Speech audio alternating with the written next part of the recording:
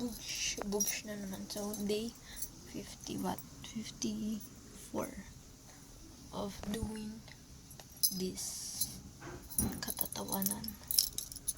Yeah. So, tomorrow, it's July 1st na. So, it's 1 month na lang. A month. Bago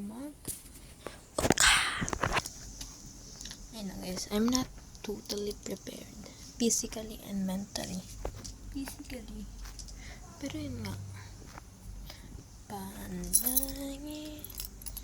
Oh, ang lapit na. So, I don't know if magtitake pa ba ako nung mga may kasi sa Hulag Post may free review, may 300 pesos or kung meron pa nun. I don't know if magtitake ako nun kasi what if hindi pala. Pero it's a good investment nun for myself sa education, diba? For my future investment, bro. So, I don't know. I totally don't know.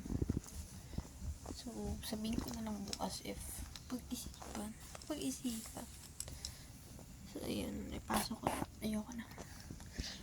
Do 2 weeks, 3 weeks, something ganon. Ayoko na. Ayaw. So, yun lang. Tantanan natin to.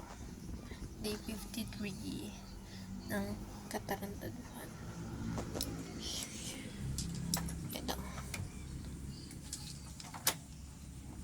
Yeah, day 3 nga.